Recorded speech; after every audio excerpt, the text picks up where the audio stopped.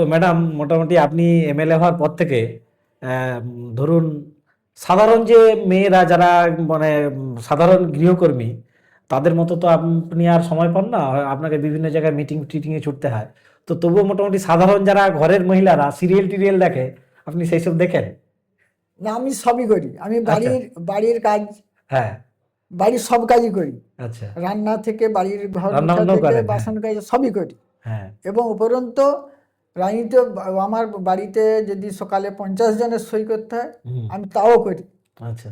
এবং সিরিয়ালটা দেখি একটু আচ্ছা। রাত্রে, একটু মনটা ফ্রি করার জন্য রাত্রে হ্যাঁ। 12টার দিকে। দিদি নাম্বার ওয়ান টোয়ান দেখেন? অত দেখি না, একটু আধটু কোনো দেখছিলাম, যে শুনছি এই সিরিয়ালটা আমাদের এখানে আসবে, তার একটু আচ্ছা আচ্ছা দেখলাম। আচ্ছা। মানে তার নামে যে মেলাটা হয়, মেয়েগুলো হ্যাঁ আসবে কিরকম হ্যাঁ, ওই অজিত বাবুর নামে মেলা হয়। হ্যাঁ, আমাদের হয় ওটা আচ্ছা, আসবে। ওইটা মোটামুটি সব সাধারণ মানুষরাই মানে আয়োজন করে এটা। আমার অঞ্চলটা হ্যাঁ। মানে তাকে দেবতার মতো মানত। আচ্ছা। ওই যে হ্যাঁ। মূর্তিও করেছে, একেবারে তার দাঁড়ানো মূর্তিটা করেছে, করে ওখানে তার সব কিছু আচ্ছা। তার নামেই মেলাটা করে। আবার এই যে খেলা আছে 14 তারিখে, ফুটবল খেলাটাও করে। আচ্ছা। এবং তার স্মরণ সভাও 24 ঘন্টা বললে ওখানে 4-5-2-3 হাজার মেয়ে তো বেরিয়ে পড়ে, মেয়ে ছেলে করে বলতে 5,000। মানে এখনো মানুষ তাকে প্রচুর ভালোবাসে এবং শ্রদ্ধা করে।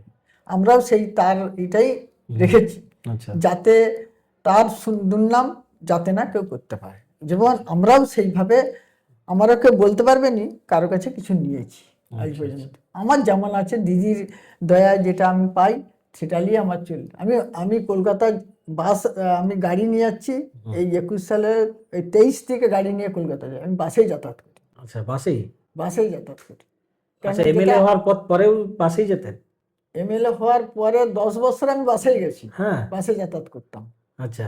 কারণ তখন আমাদের টাকাও কম ছিল, এবং আমি বাড়িটা করার জন্য আমার জানা, মানে হ্যাঁ, চাপ হয়ে গেছে। যেটা গাড়ি নিয়ে যাব সেই খরচাটা যদি বাঁচাতে পারি, আমি আমার বাড়ির দেনা শোধ করবো। আচ্ছা আচ্ছা এটা জেদ ছিল আর কি। আচ্ছা আচ্ছা।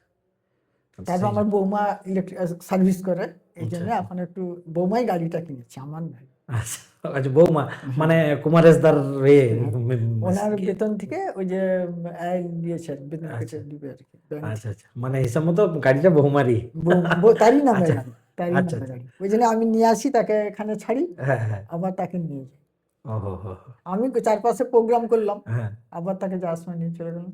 হ্যাঁ, তাহলে এক কাজে দু কাজ হয়ে গেল। এটা করতো। আগে সোনাখালীতে বৌমা ছিল 8 বছর, তারপরে এখানে 2 বছর আসছে।